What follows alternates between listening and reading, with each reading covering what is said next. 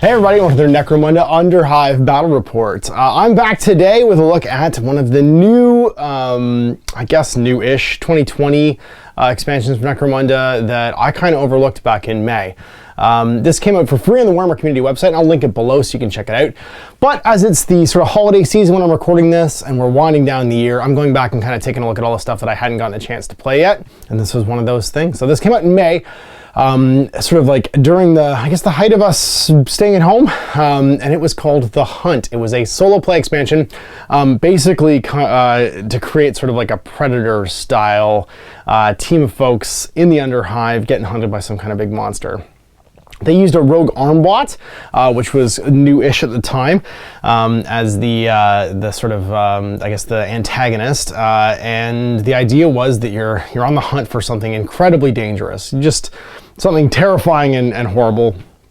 And what was cool was this got into my brain because the most recent November White Dwarf, the White Dwarf 2020 White Dwarf, which would be probably 2 or 3 months ago when you're seeing this, maybe a month ago, is featuring a bunch of new bad guys, including rules for like a sump horror and like a mutated ogrin, and that got me into the idea of, well, I should try this out. Also, I've been missing playing Necromunda. We had to kind of halt the Dark Uprising campaign because we couldn't do in-person stuff in the studio, of course. Businesses closed back when we were sort of like in the middle of doing it, and this is a way to see what's up with the Enforcers. What's going on with Captain Ronik and his subjugators and the rest of their Paladin Enforcers out there in Precinct 13, or Precinct Fortress 13, I guess. And I mean, we're in the downtime in the campaign. It means that Chris and I can start up again at any time. But I mean, they're still Paladin Enforcers. They still have to do their jobs. And I guess at some point, a monster's gotten loose and they've gotten to go hunt it. So this is a good one-off game for me to try this out and check it out. And then after this, in 2 weeks, you can see me trying out the rules from White Dwarf as well, when I have one of the other big bad guys show up. So we're gonna use an amble instead of an arm bot. I like the idea of it actually being a monster, not just like a piece of machinery gone wrong, that the Paladin Enforcers are having to go like hunt down and try and kill. And yeah, and I'm using some of the cool Bad Zone Delta 7 terrain with my Death Ray Designs Deadbolt Derelict stuff, which I think is perfect because it's got like the shadowy zones and the monster can like retreat in the shadows. If you kill somebody, he just like takes off and disappears. So anyway, let's take a look at my my Enforcers and the monster, and we'll get this underway. All right, so here we are getting ready to get set up. Here is my current Paladin Enforcers crew, led by, of course, Captain Ronik. He's a subjugator captain with a stub gun, shock stave, and assault shield. He's got his sweet armored undersuit and some magnacles and layered flak armor. And he's got bull charge as a skill. Then we got Wells, my patrolman, stub gun and a grenade launcher and a shield. And then we've got Bradlaw, stub gun, assault ram, the SLGH or HG assault ram with choke and frag grenades. And he's got the same sort of like awesome armor and stuff. And then Bishop with another armored undersuit and layered flak armor, vigilance assault shield, and a grenade launcher and stub gun. Then leading the regular patrolman, we got Corporal Blaine with his Enforcer bolt gun and stub gun. 2 more patrolmen, Randall and Dante, with the Enforcer bolt gun and stub guns. And then a rookie and a Paladin patrolman with a shock baton and a concussion carbine. He's just got a stub gun and a shock stave. Doc Silver taking care of everybody, making sure they're, taking their vitamins, eating their corpse starch. And we've set up a table. So setting up The Hunt. It is a solo play scenario. Again, I'll link this below so you guys can check it out. This scenario is designed for a single player to be used in skirmish play, but if you do want to play in a campaign as like a one-off game, which we'll do as a between rounds game, you can. It needs at least a 24-inch board, so we've got 4 tiles down here from Necromunda with some Deadbolt's Derelict bulkheads just to give it a 3D bend. I get to put down some additional terrain, so we'll roll off and see how many pieces. 4. Normal, I get to place a loot crate and a tunnel as well. Conveniently, there's actually a tunnel right there to crawl through to get in this little dead zone that you can't really get into otherwise, which is pretty cool. So we are deployed with our scenery now, and now we go on to put our crews down. So this scenario uses standard rules for choosing crews as described in the setup instructions in our rulebook. I get custom selection D3 plus 4. So how many crew members do I get? 6 folks. Well, I'm hunting, and we're going to use the rules from this for the arm bot, but it's going to be an amble. He spits terrifying melt acid because he can chew through just about anything, and his claws are incredibly dumpstery. He doesn't start on the table, though. I have to find him. I have to split up into pairs to do this. So with 6 people to try and search and also cover, I think we want to have 3 of you. So, and you, I like the idea of you being here. You do have a cool melee weapon with Pulverize, but you're only damage 1. Oh, sorry, damage 2 actually. Strength plus 2. Do I need you here? Or do I want you? I mean, you could cover 2. So I think we take Blaine. Yeah, we take Blaine and a patrolman. Let's take Dante. And then all the subjugators on this mission. So you guys are going in the basement to go and hunt some monsters. The entire crew deploys within 3 of the middle of the table, so this point right here. So obviously the elevator just dropped us off. Well, everybody with a shield stand in front. Everybody with a shield stand behind a guy with a shield. Feels like the right way of doing this. Get off the elevator and wear your shield. And we're just gonna go in a classic murder formation. So everybody is deployed within the 3, which is good. And so now we get gang tactics. I can choose 1 or draw 2. I think I'll draw 2. So we're gonna go with reaction fire. That could be handy. When an enemy fighter is activated before they make their first action, choose a fighter from your gang. They can make a shoot basic action as long as they're in line of sight of the model activating.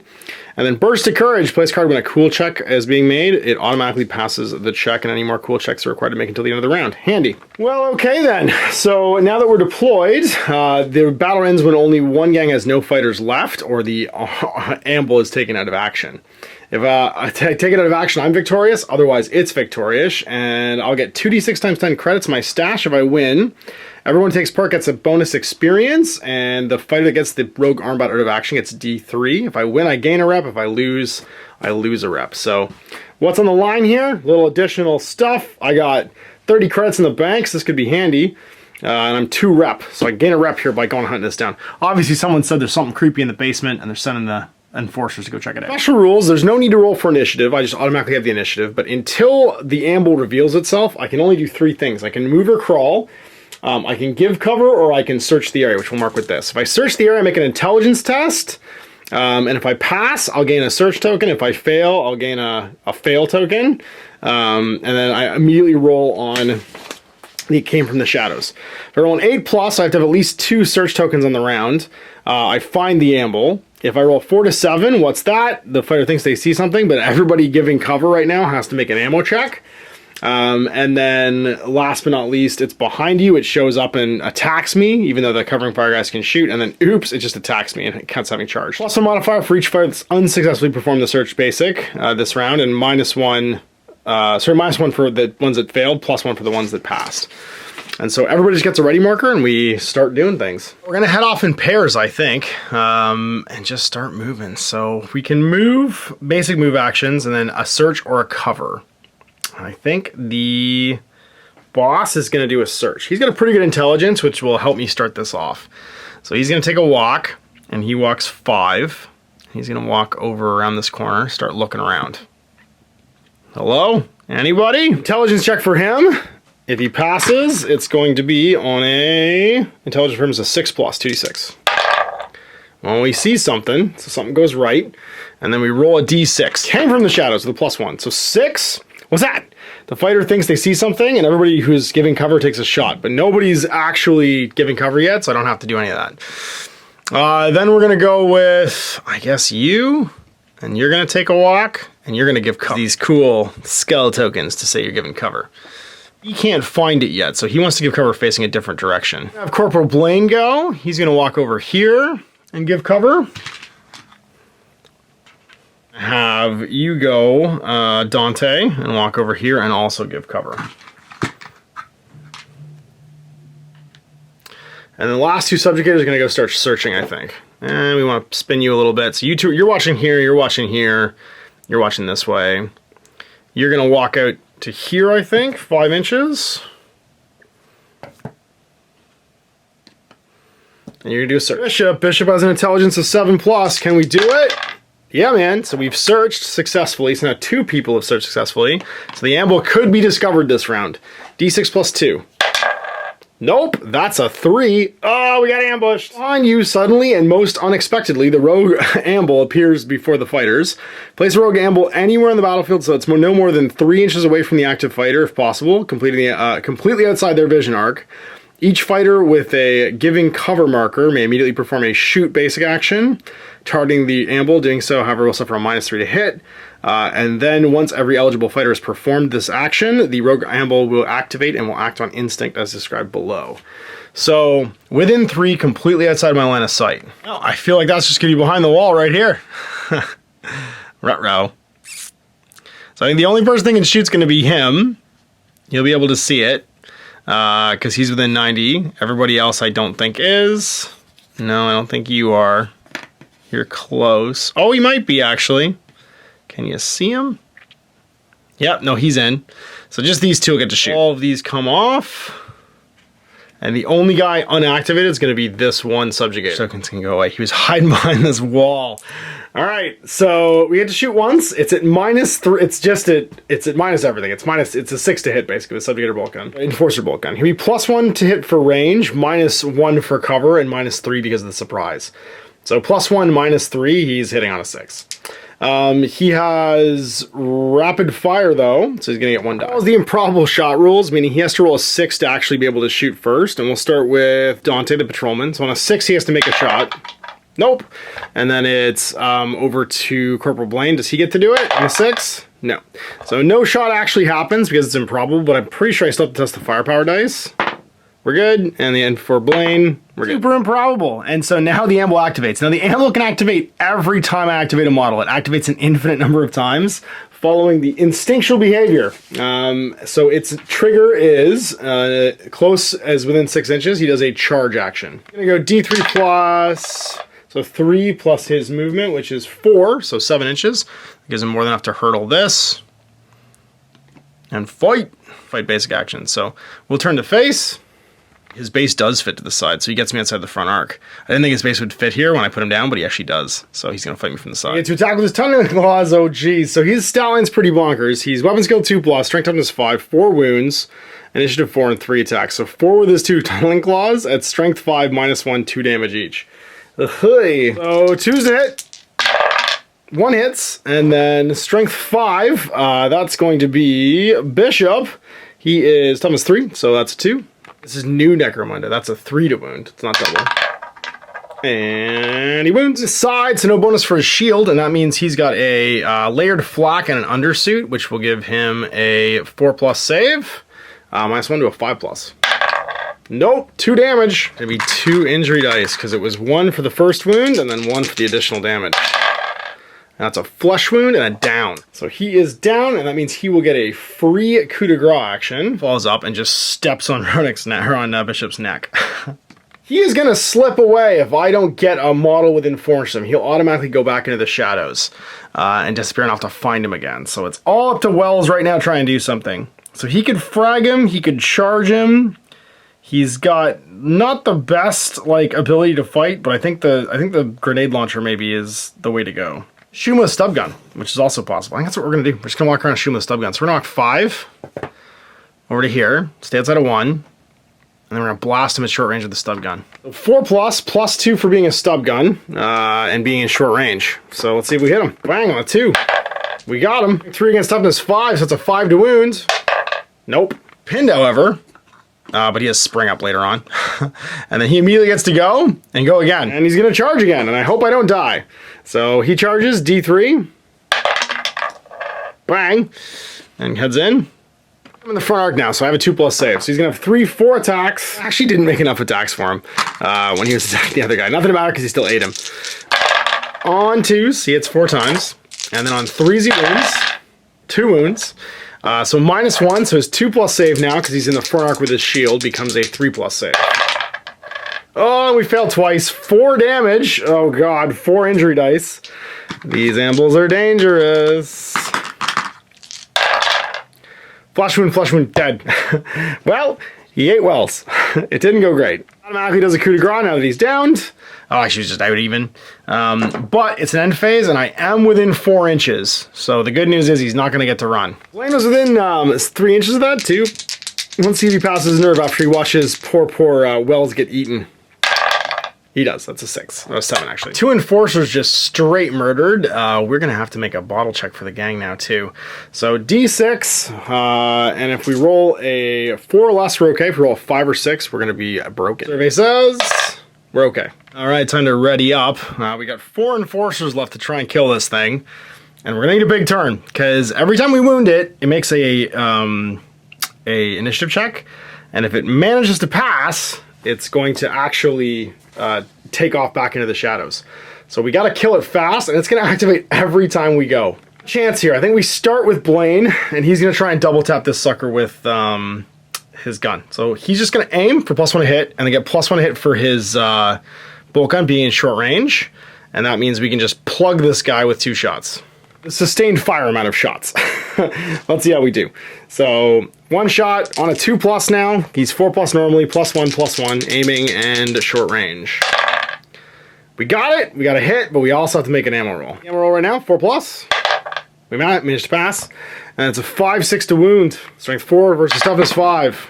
We got it. And this sucker has a 4+ save. It's got light carapace armor, because I mean it's growing on it. So 1 to 3, it's gonna fail. So 1, 3, 4, 5, because it's -1. He fails, takes 2 damage. And last, he passes an initiative check. 4+, he's gonna take off back into space. Ugh, he takes 1 wound instead. He still takes the wound, but he goes back into the shadows. He just like dives into this pit and starts crawling around on the floor underneath us. He's gone, but at least he's wounded now. Well, where do we want to try and find him? I mean, I think we go into covering. That just makes sense, because we need somebody to cover again. So you're going to cover with your bolt gun. And then you, big fella, you're going to go have a look, I think. No, boss is going to go have a look. He's going to go 3 and 2. Go stand in front. Intelligence check. Fails, so he's a -1 to this roll now, and it's a D6. 3, it shows up again, within 3 and out of line of sight. He's gonna appear, I guess, like right here. It's within 3, outside of 1. Yeah, it just comes climbing back up the side here. Out of your line of fire there, Dante, so you're not gonna get jack. And yeah, that's it. That's my action over, because I searched and didn't see him. But we have an ace in the hole. We're going to reaction fire. That's it. You drove him back once, Blaine. Do it again. You're the man. So Corporal Blaine, he's got Enforcer bolt gun again. So shot on 2+. And, oh, and he made his ammo roll. So he's okay. So 2+ shot. 2 hits. 2 chances to wound here with his Enforcer bolt gun. Strength 4 against the Amble's toughness of 5. Got it twice. Blaine, this is your moment. Drive it back into the pit. You can do it. So you've got... it's got light carapace, so once again, -1, it gets 5 up saves. Fails him twice. All right, we've killed it, because it's 4 damage right now in the Enforcer bolt gun, if we don't roll a 4+ for its initiative. Jack. Back in the shadows it goes, but it's at 2 wounds now. That's it, we are all out of reaction fire, and our card is done. We can't spend that one anymore, and we've driven it back twice. But 1 more lucky bolt gun shot, we might get it. So it's just you, Bradlaw, who's left. I think you just walk around near the boss. To here, there's no point in you searching, so you're just going to covering fire, so you don't trigger another amble arriving. Back in the shadows. So new turn, once again, turn 3. We're going to get a ready marker for everybody. And then, where do we want to make our stand? It keeps coming over to this hole. It's crawling around here somewhere. I feel like we spent a turn relocating. Maybe getting over to here. So we're going to go, I think, with Bradlaw first. He's going to walk, going 5 into here. Does he want to make a search action? No, because it might trigger it. He's going to cover like this behind this wall. And you're going to do the same thing. You're going to head 5 across this walkway, spreading out. You're also going to cover. We're gonna play the old bait and switch. Everybody watches, and then we're gonna do much the same thing, and then we're gonna do the Schwarzenegger with the screaming torch all covered in mud. So it's you, Bishop. You're gonna walk back to here. Go next to this loot crate, and you're also gonna cover. All right. Then it's you. You just need to do this somewhere. You're gonna turn around, And you're gonna start screaming its name. Intelligence check. We pass, and then what happens?